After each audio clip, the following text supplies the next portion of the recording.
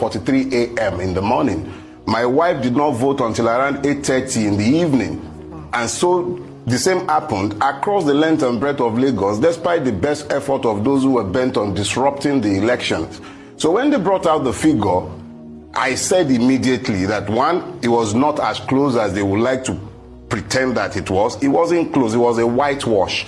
However, in order to validate the lies that they have to tell and the tribal hatred that they are stirring up, they had to portray a close election so that the script that they have already written for this Saturday's election might be legitimized in all the nonsense they are doing. So number one, we must be clear about something. The first duty of a state is the protection of citizens. When you have a situation where citizens are being attacked and people are being singled out for attack, you had the one in Ije-Ododo, one Bale in Ije-Ododo or Kabiyesi in Ije-Ododo, suddenly remembering that he wants to worship Oro and is declaring Oro during the period when people should be out. Well, I think we've had a clarification on that. He said the Oro rights will go up until Friday. If you have had clarification on that, there was another one in social media today, some bearded clown talking about another Oro again. Yet this was the same person that was caught on camera during the presidential poll. So you have a situation where you can speak about the political class in a situation where you have a political class. What we're dealing with is a criminal class that is determined to hold the people down by force of arms or whatever it takes. They are making this about tribe because there is no record to place before the people. We've had 24 years. 24 years. My people have a proverb. They say, "Iṣẹ́ tó ṣe ọmọ ológun ọdún, ìyà tó jẹ ọmọ ọlọ́gbọ̀n oṣù. Tíṣẹ́ òun ò bá pa ọmọ, ó yẹ kó dẹ̀yìn lẹ́yìn ọmọ." Okay, well, we are going to have to temper our language a bit. Let's temper our language a bit. Don't worry. National television, okay, so we have to be very careful. Temitope, I hear you, but let me say this. I am not a frivolous man. I did spend some years practicing some type of law before I retired as a lawyer, so I'm well advised as to the possible legal liability of any word that I might use. So anything I'm saying, take it as a given that before I would open my mouth to say so, I know as a fact that what I'm saying is the truth and I have absolute fact standing behind it. And because you have said so, let me explain myself. Over 2 years ago, I sat in this same studio and I announced to everyone that there was a murder plot over my life. And I then went on, this was after I had submitted petitions to the DSS and to the State Commissioner of Police.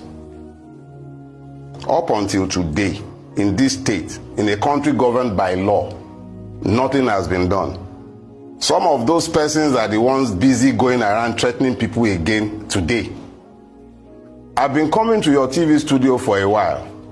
This is the first time in years since I've been coming here that I'll see armed soldiers required to protect what is supposed to be free press. So we're dealing with a situation where even though we might pretend that we're dealing with normalcy, there is nothing normal about our situation. If the people are allowed to vote in a free and fair election, these people are over. That's the truth. They have no record to place before the people. Only intimidation, blackmail, ethnic division, religious division, all sorts of divisions in order to keep the people from seeing the truth of what they should be facing. Was it the Igbos that have been digging up roads in Lagos State over the last 24 years? Has the Igbos been the one that have stopped the rail that has taken 7 kilometers or thereabout that has taken 16 years to construct? Was it in the Igbo that stopped that? Who is the person who is busy selling all of Lagos to people that is now shouting about Indigbo, Indigbo? There is just a validation of hatred in order to divide the people's attention so that they might not face the issue. The real issues are about a collapsing state, a collapsing country. They might want to forget all of that and distract our attention. Let me just interrupt you briefly. Earlier you talked about criminal gangs, being given free hand to run. Yes. And of course we've seen all sorts of posts and videos on social media that could be characterized as hate speech. But sadly, nobody has been arrested, nobody has been prosecuted. So I'm wondering, is it that there are no laws against such, or is it that the laws are not being implemented? If the laws are not being implemented? How do we enforce that? I've been shouting for years, in pretty much the same seat, talking about the fact that we are not a country governed by law, and that we are a country governed by impunity. That our policemen pretend to uphold the law, but they know that they dare not uphold the laws. If they tried it, their political masters will end up in prison cells. So what you end up having is the administration of impunity, and that is what governs Nigeria. So these people you call criminal gangs, that I will also call criminal gangs, they are not really criminal gangs in the classic sense. They are part and parcel of the governance process of Lagos State and practically the whole of Nigeria. Because you were there, people saw pictures. There, right there in broad daylight, policeman standing, the evidence of the state. In Yoruba language, you call policemen Olokpa. Olokpa actually emanates from the person who carries the staff of office, the Oba staff of office, is insignia and authority. So, in the Yoruba's mind, the Olokpa is the symbol and representation of the state. You saw policemen at multiple locations standing aside while thugs, quote and unquote, we call them thugs, but they are not thugs. These are stakeholders in the governance of the state. The BBC had a documentary where they had MC Mushroom Pikin calling governor. That is what we are all pretending we do not see. And that is what they are hiding behind the hatred that they are stirring up all over the place. So you and I will call them gangs, because that tickles our fancy and it helps us to deodorize those who wear bow ties, wear suits, wear agbada, sit down in your studio and speak Dogon Turenchi to cover up for those who are carrying guns and are threatening everybody else's peace. The reality is that they are not criminal gang in the true sense of it. They are part and parcel of the governance of Lagos State and have been for the last 24 years. So if we say we are a state or maybe a country governed by impunity, how then do we change this narrative? You said you've been here several times talking about the same issue, so that in case for you not to come back in a few months' time talking about this, what then would you say is the way forward? There is no danger of me coming back in a few months' time to say this, and I'll tell you why. Ultimately, if people get the kind of government they deserve, the Nigerian people can blame Tinubu, they can blame Abiola and Obasanjo, blame this, blame that. Ultimately, they bear the responsibility for the governance of their country. When you find people who knows the truth but finds a basis to justify their hatred, which blinds them from what they should see, they are telling you all of a sudden that a person born of a Yoruba parent to an Igbo mother is no longer a Yoruba. They are justifying hatred. These same people were so progressive in their thinking that they were the first to start appointing Igbo commissioners. There is somebody from Kanu in Lagos State. So they are progressive when they need to be, but when it serves their purposes to demonize in order to divide, they remember very quickly. All of a sudden, is no.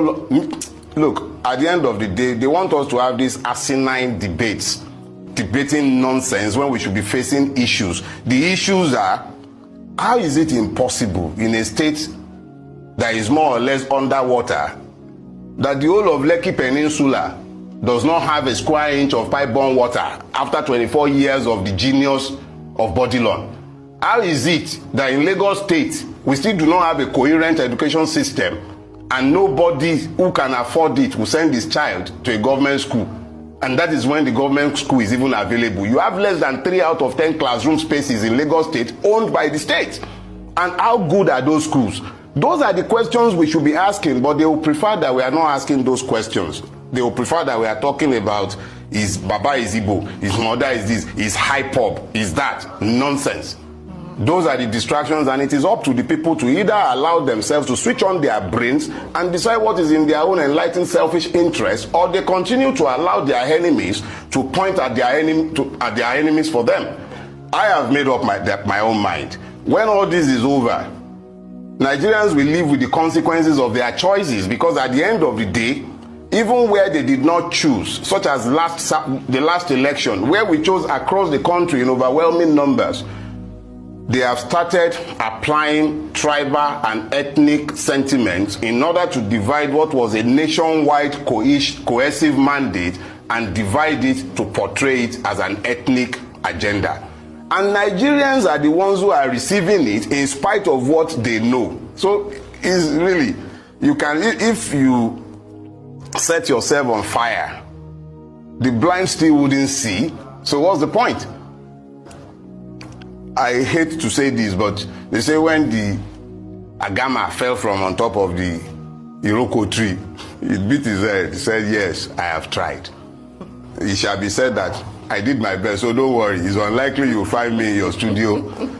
I'll go and take care of my wife and my children and face my own business after.